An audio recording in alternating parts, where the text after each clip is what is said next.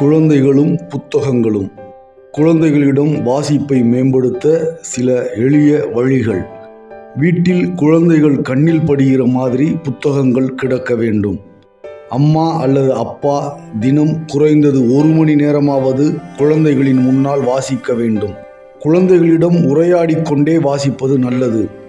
புத்தகங்களை வாசித்து கொண்டே குழந்தைகளுக்கு கதை சொல்ல வேண்டும். கதை சொல்லும்போது புத்தகத்தை அடிக்கடி பார்த்துவிட்டு கதை சொல்ல வேண்டும்.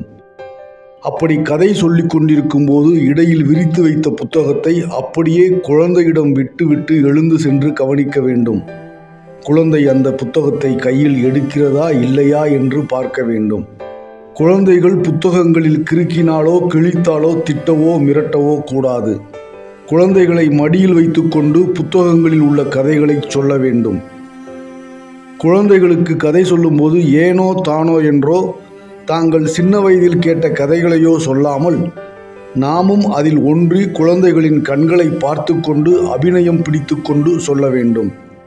இவை எல்லாவற்றுக்கும் முதலில் குழந்தைகளுக்கான புத்தகங்களை வாங்கி முதலில் அம்மாவும் அப்பாவும் வாசித்து விடுவது நல்லது.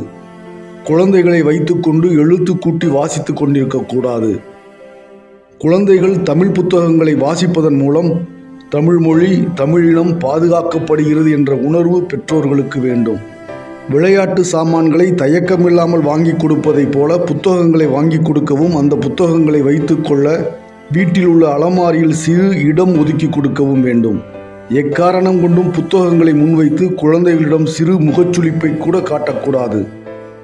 தினமும் குழந்தைகளுக்கு கதை சொல்லுங்கள். குழந்தைகளுக்கு அப்படி ஒரு டார்லிங் ஆகிவிடுவீர்கள். கதைகள் அத்தனை வலிமையானவை, மனித மனதை மயக்கிவிடும் மாயம் கொண்டவை. வாசிப்பை நேசிக்க வழிப்படுத்துங்கள்.